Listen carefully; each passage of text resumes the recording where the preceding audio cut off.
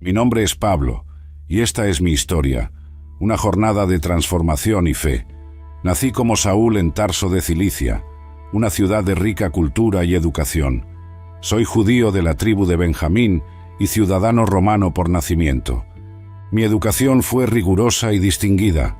Fui criado como un fariseo estricto, siguiendo las tradiciones más ortodoxas de nuestra religión, a los pies de Gamaliel, uno de los maestros más respetados de la ley judía en Jerusalén. Aprendí a interpretar las Escrituras con precisión y rigor. Durante mi juventud, avancé en el judaísmo más que muchos de mis contemporáneos, siendo extremadamente celoso de las tradiciones de mis padres. Me enorgullecía de mi linaje puro, circuncidado al 8º día, israelita de pura cepa, fariseo en cuanto a la interpretación de la ley. Mi educación me preparó para ser un defensor inflexible de la ley de Moisés. Desde joven fui celoso de la tradición de mis antepasados, dedicándome a estudiar y seguir las leyes con un fervor que sobrepasaba a muchos de mi edad. Pero mi vida tomó un rumbo inesperado al oír hablar de un movimiento creciente. Seguidores de un hombre llamado Jesús de Nazaret proclamaban que él era el Mesías prometido, algo que yo, con toda mi devoción a la ley, no podía aceptar. Comprendo cuán profundamente arraigado estaba en las tradiciones y en la ley de mis antepasados. Vivía sumergido en una fervorosa devoción, creyendo que la verdadera adoración a Dios estaba enraizada en la estricta observancia de la ley de Moisés. La seguridad que encontraba en la ley era como un ancla, manteniéndome firmemente unido a las tradiciones que me enseñaron desde la infancia. Sin embargo, al enfrentarme con el mensaje de los seguidores de Jesús de Nazaret, se encendió un conflicto en mi interior. Hablaban de un Mesías que había venido no para abolir la ley, sino para cumplirla de una manera que yo no podía entender. Su mensaje de amor, gracia y redención desafiaba los fundamentos de mi fe, basada en reglas y regulaciones. En ese momento, confrontado con la realidad de Cristo, me di cuenta de que mi devoción a la ley, por más sincera que fuera, me había cegado para la verdadera esencia de la fe. Estaba tan enfocado en la letra de la ley que perdí de vista su espíritu. La ley que creía ser el camino a Dios en realidad se había convertido en una barrera que me impedía reconocer al Mesías prometido. Mi determinación en preservar las tradiciones judías me llevó por un camino de persecución contra estos seguidores de Jesús, conocidos como cristianos. Estuve presente y consentí en la muerte de Esteban, el primer mártir cristiano, y eso encendió en mí una llama de persecución contra la Iglesia. Obtuve cartas de los principales sacerdotes para llevar a cabo mi misión en Damasco, buscando arrestar a todos aquellos que seguían ese camino. En aquellos días, mi celo por las tradiciones que tanto estimaba me cegaba para cualquier verdad que no se alineara con mis convicciones. Creía firmemente que estaba defendiendo la fe de mis antepasados, preservando la pureza de nuestra tradición contra un movimiento que parecía amenazar los mismos cimientos de nuestra creencia. Sin embargo, mirando hacia atrás ahora, veo cómo la rigidez de mi entendimiento me llevó por un camino de oscuridad y dolor. La muerte de Esteban, un hombre de fe inquebrantable y virtud, debería haber sido una señal para mí. Su firmeza ante la adversidad y su gracia ante la muerte eran evidencias de una fuerza que no comprendía. Aún así, en ese tiempo todo lo que vi fue una amenaza a la ley que reverenciaba. Ahora me doy cuenta de que en mi fervor de hecho estaba resistiendo la propia voluntad de Dios. Estaba tan sumergido en mis convicciones que no podía ver la obra de Dios desplegándose ante mis ojos. Esta realización me atormenta y humilla, recordándome mi falibilidad y la necesidad de constante vigilancia sobre mi corazón y mente. La transformación que experimentaría más tarde no solo me abrió a la verdad del Evangelio, sino que también me enseñó la importancia de la compasión, la humildad y el arrepentimiento. Aprendí que la verdadera fe no reside en la rigidez de la ley, sino en el amor incondicional de Dios y en la gracia redentora encontrada en Cristo Jesús. Esta reflexión es un recordatorio constante de dónde comencé y del largo camino que he recorrido, transformado por la gracia de Dios. Ahora veo que la verdadera sabiduría viene en reconocer nuestras limitaciones y en estar abierto a la transformación continua por el amor y la gracia de Dios. Sin embargo, en el camino a Damasco, algo extraordinario sucedió. Una luz del cielo brilló a mi alrededor y caí al suelo. Oí una voz que decía: «Saúl, Saúl, ¿por qué me persigues?». Perplejo pregunté: «¿Quién eres tú, Señor?». Y la voz respondió: «Yo soy Jesús, a quien tú persigues». Esta experiencia me dejó temporalmente ciego y fui llevado a Damasco, donde pasé 3 días en oración y reflexión. Aquel momento en el camino de Damasco fue un divisor de aguas en mi vida. La intensidad de la luz, la voz que hablaba con autoridad y amor, todo conspiraba para derribar las paredes de convicción que había construido a lo largo de los años. Yo, que siempre me había enorgullecido de mi visión clara sobre la ley y la tradición, fui literal y simbólicamente cegado. En aquella oscuridad física, una nueva luz comenzó a brillar en mi corazón, una luz de comprensión y revelación. Durante los 3 días en que estuve sin ver, mi mente estuvo en torbellino. Reviví cada argumento, cada acción, cada convicción que tenía sobre el Mesías. La voz de Jesús: «Yo soy Jesús, a quien tú persigues», resonaba incesantemente en mis pensamientos. ¿Cómo podría ser posible? Como yo, tan devoto a la ley, estaba de hecho persiguiendo al propio Dios. La ironía de mi situación no escapaba a mí. Yo, el perseguidor, ahora confrontado y transformado por el perseguido. Ese periodo de reflexión me obligó a reevaluar todo lo que sabía o pensaba saber. La oración era mi única compañía y en ella buscaba respuestas, consuelo y dirección.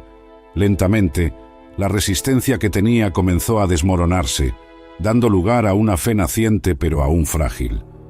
Esta experiencia me enseñó la humildad de manera más profunda que cualquier enseñanza o ley.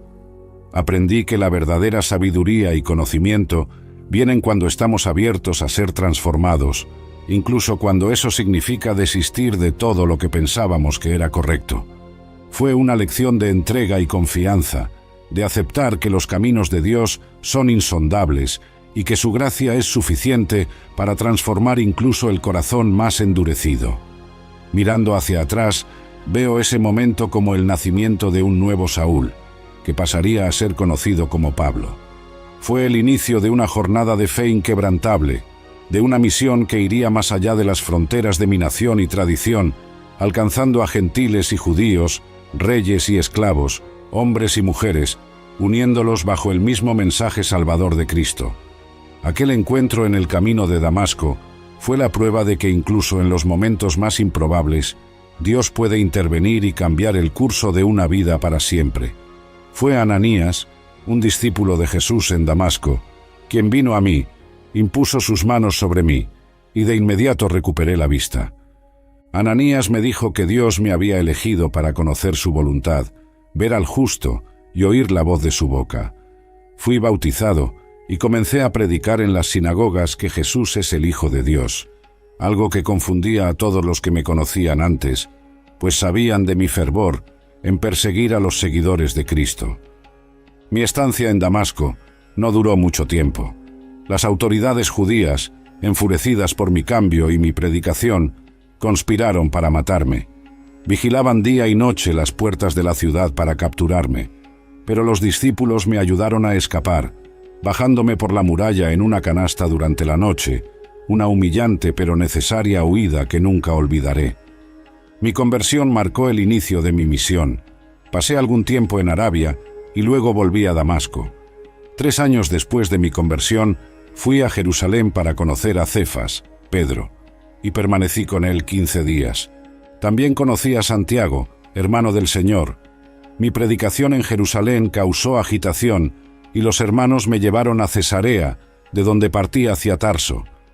La iglesia en toda Judea, Galilea y Samaria disfrutaba de paz, siendo edificada y multiplicándose en el temor del Señor y en el consuelo del Espíritu Santo.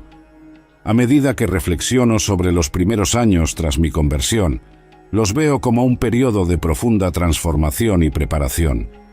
El tiempo que pasé en Arabia, lejos de los ojos del mundo, fue esencial para consolidar mi fe y comprender la magnitud del llamado que había recibido. Fue un tiempo para aprender a escuchar la voz de Dios, lejos de las distracciones y las presiones del ministerio activo. Cuando regresé a Damasco, y luego durante mi breve estancia en Jerusalén, me encontré con Cefas, Pedro y Santiago. Estos encuentros fueron más que simples reuniones, fueron el puente entre mi antiguo entendimiento de la fe y la nueva revelación en Cristo. Sus testimonios, su cercanía con Jesús y sus experiencias me ayudaron a ver el Evangelio de una forma más completa y profunda. Mi predicación en Jerusalén, aunque causaba agitación, fue un recordatorio de la misión que me había sido confiada. La resistencia que encontré solo sirvió para reafirmar la verdad del Evangelio que proclamaba. Cuando los hermanos me llevaron a Cesarea y de allí a Tarso, sabía que cada movimiento, cada desafío, me estaba llevando más profundamente por el camino que Dios había trazado para mí. La paz y el crecimiento que la Iglesia experimentó en Judea, Galilea y Samaria eran evidencias claras de la mano de Dios, trabajando incluso en las adversidades e incertidumbres. La Iglesia estaba siendo edificada, creciendo no solo en número, sino también en profundidad de fe y comprensión. Así comenzó mi viaje de llevar el mensaje de Cristo a los gentiles, a los reyes y a los hijos de Israel. Muchas fueron las ciudades que visité, enfrentando peligros, persecuciones, pero también presenciando conversiones y milagros. Mi historia es una de cambio radical, de un perseguidor de la Iglesia a uno de sus apóstoles más fervorosos. En mi viaje de fe no estuve solo. Dios, en su providencia, colocó a mi lado compañeros fieles cuyas vidas y ministerios se entrelazaron profundamente con la mía. Durante mi ministerio, trabajé con mis propias manos como fabricante de tiendas para no ser carga para nadie.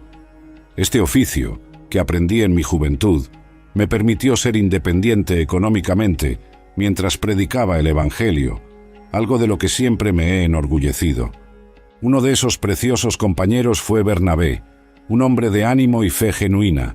Juntos navegamos en nuestra primera misión, enfrentando adversidades y compartiendo la alegría del Evangelio. Su asociación fue fundamental para el fortalecimiento de las iglesias que visitábamos y la propagación de la fe.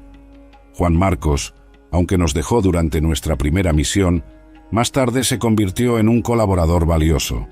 Su partida inicial fue un momento de tensión y aprendizaje, tanto para él como para mí. Con el tiempo, reconocí la gracia de Dios obrando en su vida, trayendo crecimiento y madurez.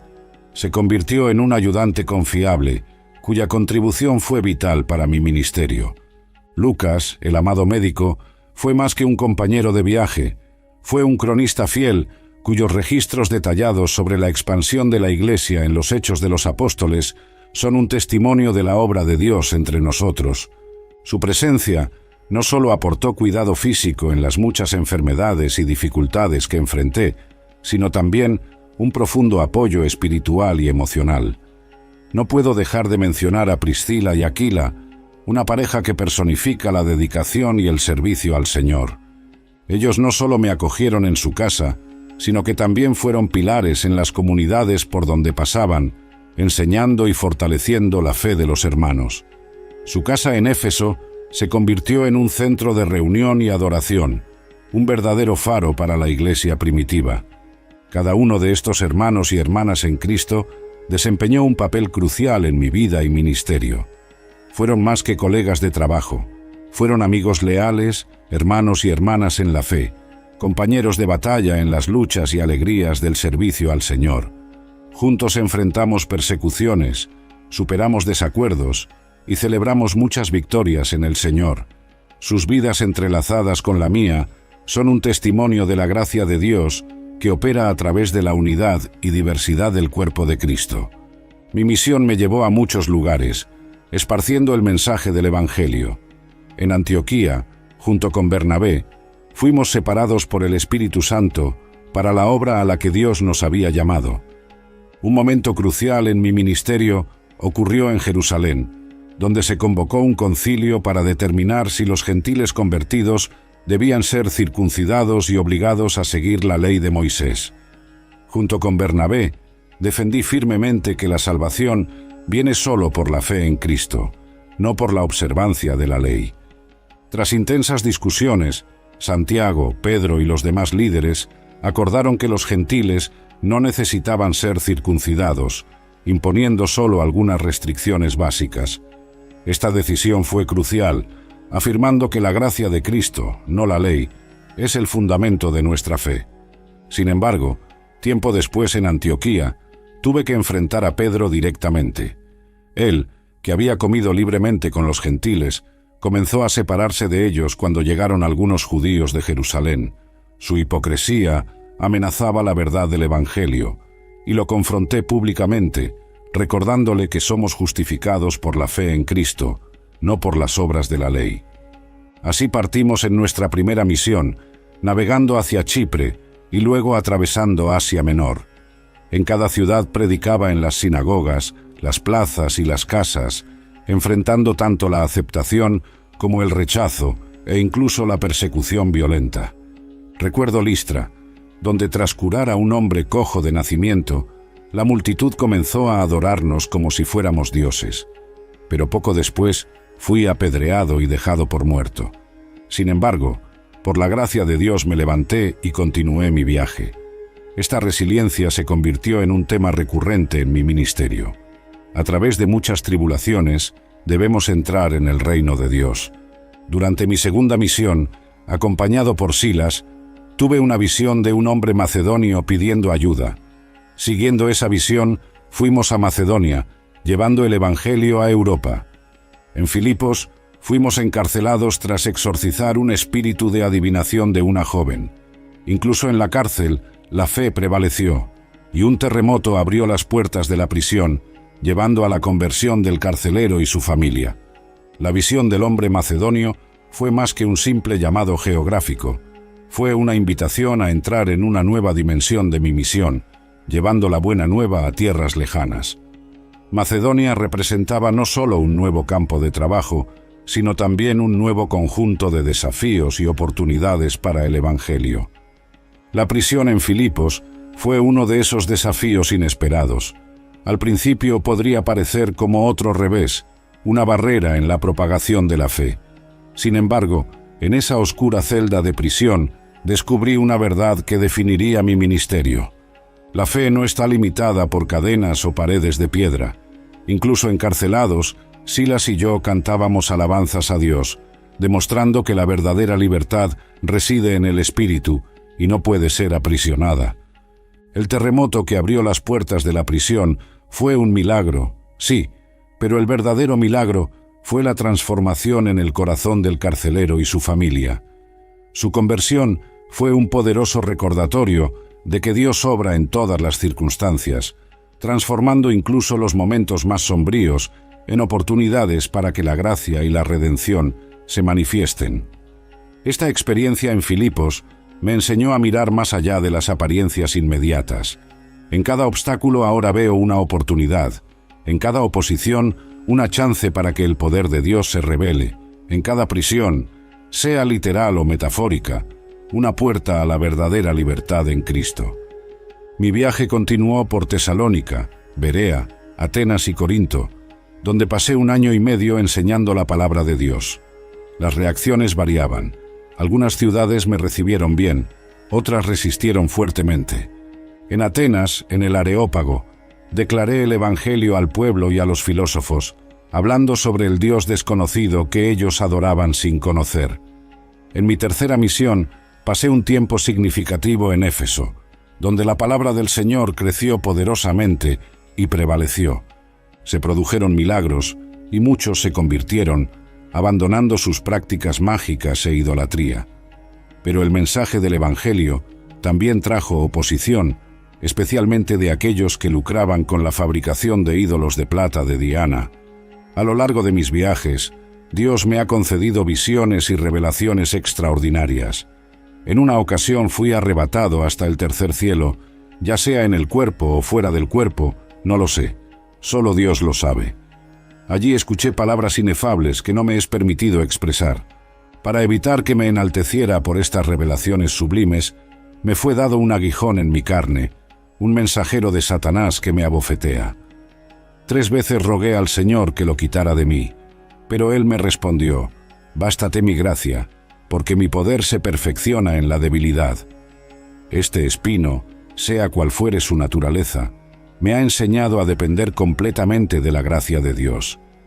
Mis viajes fueron marcados por revelaciones, enseñanzas y cartas a las iglesias que había fundado o visitado. Estas epístolas a los romanos, corintios, gálatas, efesios, filipenses, colosenses, tesalonicenses, a Timoteo, Tito y Filemón, abordaban doctrinas, consejos prácticos, correcciones y ánimos, reflejando mi cuidado y amor por las iglesias. Además de los viajes y las predicaciones, también me dediqué a abordar cuestiones sociales, culturales y éticas que eran esenciales para la comprensión y práctica de la fe cristiana en las diversas comunidades que visitaba. Estos temas reflejaban el corazón del mensaje del Evangelio y su poder transformador en la vida cotidiana de los creyentes. Sobre el matrimonio, enseñé que debía ser una alianza de amor y respeto mutuo, reflejando la relación entre Cristo y la Iglesia. Enfatizaba la fidelidad y el compromiso como fundamentos de esta relación sagrada, animando a las parejas a apoyarse mutuamente en su camino de fe. En cuanto al papel de las mujeres en la Iglesia, fui un defensor de su participación activa.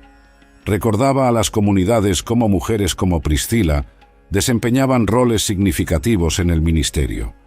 Aunque algunas de mis palabras fueron interpretadas como restrictivas, mi objetivo era promover el orden y la armonía en la adoración, considerando las normas culturales de la época, pero siempre reconociendo el valor y la contribución de las mujeres en la obra del Señor. En la cuestión de la esclavitud, un tema complejo en nuestro contexto social, busqué infundir los principios del Evangelio: amor, justicia e igualdad ante Dios. En mi carta a Filemón, por ejemplo, pedí la conciliación y un trato justo para Onésimo, un esclavo fugitivo. Mi intención era mostrar que en el reino de Dios no hay diferencias de estatus. Todos somos uno en Cristo. Estos temas, junto con muchos otros, eran enfoques prácticos de la enseñanza más profunda de Cristo: amar a Dios sobre todas las cosas y al prójimo como a uno mismo. A través de mis enseñanzas, buscaba guiar a los creyentes a vivir sus vidas de manera que honraran a Dios y reflejaran su gracia transformadora, abordando las complejidades de las relaciones humanas y las normas sociales con sabiduría y compasión. Cada carta, cada instrucción tenía como objetivo equipar a la Iglesia primitiva para navegar estos desafíos, uniendo la verdad del Evangelio con la práctica diaria de la fe, estableciendo así las bases para una comunidad cristiana que trasciende tiempo y cultura, siempre centrada en el amor redentor de Cristo. Mientras reviso las cartas que derramé desde lo más profundo de mi ser para las iglesias, siento mi corazón inflamarse nuevamente con la pasión y el propósito que guiaron cada palabra. Las epístolas a los romanos, corintios, gálatas y tantas otras no fueron meras misivas, fueron pedazos de mi alma entrelazados con la verdad inmortal del Evangelio. Cada carta que escribí en momentos de profunda contemplación y fervorosa oración era un grito de mi corazón, un anhelo ardiente para que mis hermanos y hermanas en la fe capturaran la magnitud del amor de Cristo.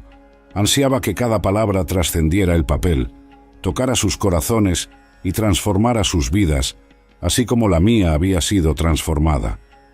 Al escribir a los romanos, sentí el peso de la grandeza de nuestra fe, abarcando la justificación por la fe, la esperanza en la gloria de Dios y el poder de la vida en el Espíritu. A los corintios, mi corazón se derramó en consejos y correcciones, movido por un amor que se rehúsa a ceder ante las fallas y debilidades. Y a los gálatas, mi alma clamaba contra la distorsión del Evangelio, defendiendo la libertad que tenemos en Cristo contra las cadenas del legalismo.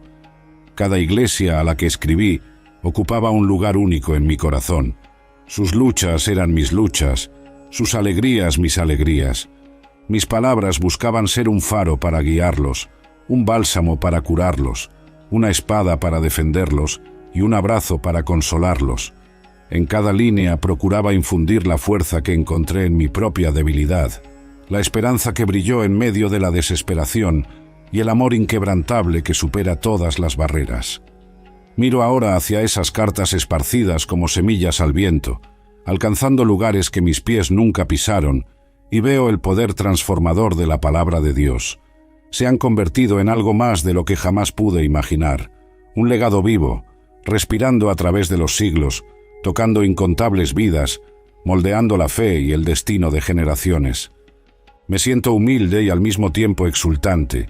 Humilde, porque no soy más que un vaso de barro utilizado por el Supremo Alfarero. Exultante, porque a través de mis palabras, el Espíritu Santo ha soplado vida, creando una espléndida tapicería de fe, esperanza y amor que cubre el mundo. Las cartas que escribí en las alegrías y en los dolores de mi viaje son ecos de un llamado divino, una danza de palabras inmortalizadas por el aliento de Dios, transformando todo lo que tocan. El cierre de mi viaje terrenal se acercaba. Sabiendo de los peligros que me aguardaban, regresé a Jerusalén. Allí fui arrestado en el templo bajo acusaciones falsas. Tras varias audiencias y años de prisión, apelé a César como ciudadano romano. Fui enviado a Roma, sobreviviendo a una tormenta violenta y a un naufragio en Malta. Mientras recuerdo el camino recorrido desde Jerusalén hasta las cadenas en Roma, mi corazón arde con una pasión inextinguible. La prisión en Jerusalén, producto de acusaciones falsas e incomprensiones, no fue un momento de derrota, sino el comienzo de un capítulo final lleno de propósito divino. Cada juicio enfrentado, cada palabra pronunciada en mi defensa, estaba impregnada con la convicción inquebrantable en la soberanía de Dios. Sobrevivir a una tormenta violenta y a un naufragio en Malta no fue solo un testimonio de resistencia física, sino un símbolo viviente del viaje de la fe, como un barco golpeado por las olas, pero guiado por manos invisibles. Mi vida fue una demostración de la presencia providencial de Dios. En esas aguas tempestuosas, en medio del caos y la incertidumbre, mi fe no vaciló, sino que se fortaleció, firme como un ancla en el océano de la existencia. Ahora, concluyendo los días de mi viaje, me encuentro encadenado no solo por hierros, sino por una misión inacabada, un llamado que resuena en cada latido de mi corazón. Estas cadenas son insignificantes comparadas con los lazos que me unen al destino trazado por el Señor.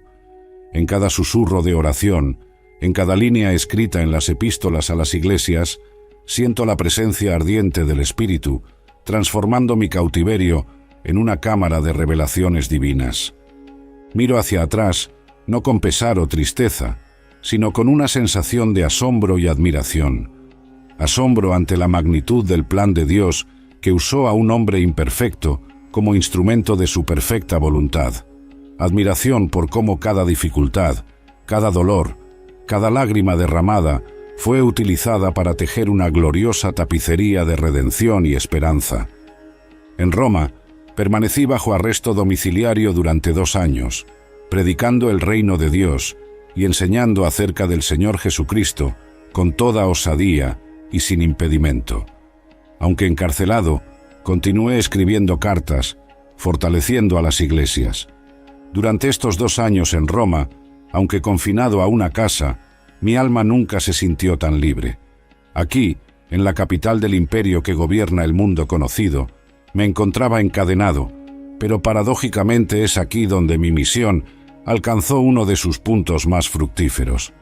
Cada cadena en mis muñecas servía como un recordatorio constante de que la verdadera libertad no se encuentra en las circunstancias externas, sino en la libertad interior que Cristo ofrece. Esta prisión domiciliaria se transformó en un terreno fértil para el Evangelio. Aquí he recibido a todos los que vienen a mí, judíos, gentiles, soldados, ciudadanos romanos, curiosos y buscadores, compartiendo incansablemente las buenas nuevas del reino de Dios. He sido testigo de cómo corazones endurecidos se abrían, dudas se transformaban en fe, y el inicio de una comunidad de creyentes en medio del corazón del Imperio Romano. Más allá de las paredes de esta casa, Mis cartas cruzaban mares y fronteras, alcanzando iglesias que había fundado o visitado en mi viaje. A través de ellas ofrecía orientación, ánimo, corrección y amor. Cada palabra que escribía era una semilla plantada, creciendo y fructificando en lugares que mi pie físico ya no podía alcanzar. Reflexionando sobre mi viaje, veo cómo Dios transforma las circunstancias más improbables en oportunidades para su gloria. Mi prisión se convirtió en un púlpito y mi restricción un medio para alcanzar aún a más personas. Es una lección profunda sobre el poder de Dios para usar todas las cosas para el bien de aquellos que lo aman. Estos momentos en Roma me enseñaron a vivir más allá de mis limitaciones físicas, a confiar más profundamente en Dios y a encontrar alegría y propósito, incluso en las condiciones más adversas. Mi esperanza y oración es que mi vida, incluso mientras estoy encadenado, continúe siendo un testimonio vivo de la gracia y poder de Dios, mostrando que ninguna cadena puede restringir el mensaje del Evangelio. Mi último viaje a Roma marcó el capítulo final de mi misión terrenal. Preso bajo falsas acusaciones, enfrenté juicios donde defendí mi fe y misión con convicción inquebrantable. Estos momentos en tribunales romanos no fueron solo una defensa del Evangelio, sino también una proclamación de la soberanía de Cristo ante las autoridades terrenales. A través de esos juicios, Dios abrió puertas para que el mensaje de salvación alcanzara incluso a los guardias y oficiales que me vigilaban. Mi encarcelamiento se convirtió en un testimonio vivo de fe inquebrantable. En medio de las cadenas y la vigilancia constante, seguí escribiendo cartas, animando y orientando a las iglesias, fortaleciendo a los hermanos en la fe y transmitiendo esperanza y perseverancia. Conforme la persecución a los cristianos se intensificaba bajo el gobierno de Nerón, me convertí en un objetivo. Como ciudadano romano, fui salvado de la crucifixión, pero sabía que mi ejecución era inevitable. La tradición dice que fui llevado fuera de los muros de la ciudad y decapitado, un destino reservado para los ciudadanos romanos. Enfrenté ese fin no como una derrota, sino como la consumación de mi viaje, un sello final de mi testimonio y fidelidad a Cristo. En mis últimos momentos, mientras las sombras de la muerte se acercaban, mi mente no se enfocaba en el fin, sino en la eternidad que me esperaba. El corte de la espada no sería el fin de mi voz. Al contrario, sería el inicio de un legado que resonaría a través de las eras. Mi viaje, aunque marcado por innumerables desafíos, fue sostenido por la firme convicción en el Evangelio de Cristo. Incluso en las cadenas de la prisión en Roma, veía cada obstáculo como una oportunidad para el avance del Evangelio. Mis cartas escritas desde la prisión reflejan esa esperanza inquebrantable y la urgencia de animar a los hermanos en la fe. Durante mi cautiverio, escribí a los filipenses, compartiendo mi alegría y exhortándolos a la unidad y humildad, recordándoles mirar a Cristo como el ejemplo supremo. A los colosenses, enfaticé la supremacía de Cristo sobre todos los poderes y principados, y los advertí contra las herejías que amenazaban a la Iglesia. A los efesios, exploré las riquezas de la gracia divina y el misterio de la Iglesia como el cuerpo de Cristo. Y en la carta a Filemón, pedí la reconciliación y el perdón para Onésimo, un esclavo fugitivo que se había convertido bajo mi tutela. Tras 2 años en Roma, fui liberado. Según la tradición, continué mi ministerio, posiblemente visitando las iglesias en Asia Menor y Macedonia una vez más, y tal vez incluso alcanzando a España, conforme a mi deseo expresado en Romanos. Durante ese periodo, escribí las cartas pastorales a Timoteo y a Tito, ofreciendo orientaciones sobre liderazgo, doctrina y conducta en la Iglesia. Pero mi libertad no duró mucho. Con la creciente persecución a los cristianos bajo el emperador Nerón, fui nuevamente arrestado y llevado a Roma. Esta vez mi prisión fue más severa y sabía que mi tiempo se acercaba a su fin. En mi segunda carta a Timoteo, escrita desde la prisión poco antes de mi muerte, expresé sentimientos de conclusión y contentamiento. Estoy listo para ser ofrecido y el tiempo de mi partida está cerca. En esta mi última prisión bajo las sombras de la persecución de Nerón, siento la aproximación del fin de mi viaje terrenal. Estas paredes frías y estas cadenas pesadas son testigos de los últimos días de mi misión. Sin embargo, en mi corazón no hay espacio para la desesperación o la tristeza. En cambio, siento una profunda sensación de contentamiento y gratitud. Reflexionando sobre mi vida, desde las calles de Jerusalén hasta los caminos del Imperio Romano, veo una tapicería tejida por la gracia de Dios. Cada momento de persecución, cada desafío enfrentado y cada triunfo alcanzado no fueron más que partes de un plan divino mayor. Un plan que apenas podía comprender al principio, pero que ahora veo con claridad y acepto con humildad. En estos momentos de quietud forzada, pienso en las iglesias que fundé, en los amigos y compañeros de viaje, en los innumerables rostros que encontraron esperanza en el Evangelio. Mi mente se vuelve hacia Timoteo, mi hijo en la fe, y hacia los muchos otros que continuarán la obra que comenzamos.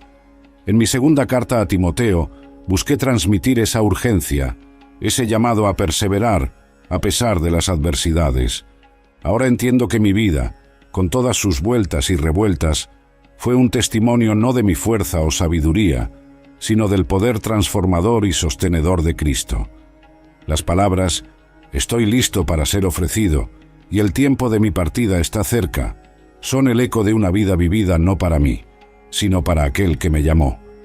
Encaro la muerte no como el fin, sino como el último paso en este viaje terrenal, una transición a la verdadera vida, la vida eterna prometida por Cristo. Estoy en paz sabiendo que completé la carrera, mantuve la fe, y ahora espero la corona de justicia que el Señor, el justo juez, me dará en aquel día. Así, en el silencio de esta celda romana, mi alma canta un himno de esperanza y victoria. Mi oración es que mi vida sea un faro para aquellos que luchan en la fe, un recordatorio de que en todas las cosas, incluso en la muerte, somos más que vencedores a través de aquel que nos amó. Mi ejecución, según la tradición, sería por decapitación, el último acto de mi viaje terrenal. Pero mi historia no terminaría allí. A través de las iglesias que fundé, de las personas que toqué y especialmente de mis cartas, el Evangelio continuó difundiéndose. Mis experiencias y enseñanzas, registradas en el Nuevo Testamento, han inspirado y guiado generaciones de cristianos. A través de persecuciones, tribulaciones y sufrimientos, aprendí a contentarme en cualquier situación, sabiendo que la fuerza de Cristo me sustentaba. Mi vida fue una demostración del poder transformador del Evangelio y del amor inquebrantable de Dios. A los Corintios escribí, porque cuando estoy débil, entonces soy fuerte, reflejando mi dependencia total en Dios, incluso en las circunstancias más desafiantes. Mirando hacia atrás a las distintas etapas de mi vida, veo una verdad que resuena más fuerte que cualquier otra. En mi debilidad, la fuerza de Cristo se reveló de manera más magnífica. Cada momento de sufrimiento, cada tribulación enfrentada, no fueron meras adversidades, sino los cimientos donde mi fe fue forjada y fortalecida. El viaje que recorrí, marcado por peligros, persecuciones y pruebas, fue también un camino de profundo aprendizaje espiritual. Aprendí a contentarme en cualquier situación, no por una resignación pasiva, sino por una confianza activa en la soberanía de Dios. En cada puerto tempestuoso, en cada ciudad hostil, en cada fría celda de prisión, encontré una oportunidad para testificar el poder transformador del Evangelio. Escribí a los Corintios, cuando estoy débil, entonces soy fuerte. Palabras que encapsulan no solo mi experiencia personal, sino un principio eterno del reino de Dios. En la debilidad humana, el poder de Dios se manifiesta en su plenitud. Mi propia vida es testigo de ello. El hombre que una vez se enorgullecía de su fuerza y celo por la ley, encontró la verdadera fuerza en la rendición y en la gracia. Esta verdad no es solo para mí, sino para todos los que siguen a Cristo. En nuestras luchas, en nuestras dudas, en nuestras debilidades, somos invitados a apoyarnos no en nuestra propia fuerza, sino en la fuerza de aquel que venció al mundo. Cada día somos llamados a vivir esta paradójica realidad cristiana, que en nuestra mayor vulnerabilidad encontramos nuestra mayor fortaleza. Así, reflexionando sobre mi vida y ministerio, veo que cada dificultad que enfrenté, cada momento de debilidad, fue una invitación para experimentar la fuerza y el amor inquebrantable de Dios de manera más profunda. Y ahora, mientras me acerco al fin de mi viaje terrenal, lo hago no con miedo o incertidumbre, sino con una fe inquebrantable y una fuerza que trasciende la comprensión humana, la fuerza encontrada en la fragilidad, en el amor de Cristo que se perfecciona en mi debilidad. Cada paso que di, desde los días de persecución hasta los momentos de proclamación, estuvo impregnado con una fe que superó todas las dudas, una esperanza que brilló más fuerte que la desesperación más oscura y un amor que ardía incansable en mi corazón. El amor de Dios revelado en Cristo Jesús fue la fuerza motriz detrás de cada palabra que prediqué, cada línea que escribí, cada alma con la que me conecté. Reflexionando sobre mi viaje, siento una emoción avasalladora fluyendo a través de mí. No es solo gratitud o alegría, sino una mezcla compleja de todas las experiencias humanas, transformadas y elevadas por la presencia de Dios en mi vida.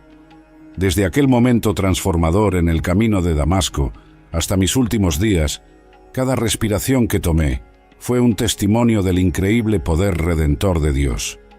Recuerdo cada rostro, cada historia, cada vida tocada por el Evangelio. Los veo como estrellas en el cielo de la gracia de Dios, cada una brillando con la luz del amor divino. Mi corazón se desborda de amor por cada uno de ellos, sabiendo que nuestra conexión trasciende el tiempo y el espacio, unidos eternamente en Cristo. Así, mi historia es una de fe, esperanza y amor incansable por el Evangelio. Un viaje que comenzó en la persecución y terminó en la proclamación de la buena nueva de Jesucristo a todos los pueblos. Concluyo mi relato con las palabras que escribí a los romanos, porque estoy convencido de que ni la muerte ni la vida, ni ángeles, ni principados, ni poderes, ni lo presente, ni lo porvenir, ni lo alto, ni lo profundo, ni ninguna otra criatura podrá separarnos del amor de Dios que está en Cristo Jesús nuestro Señor. Mi nombre es Pablo, y esta es mi historia.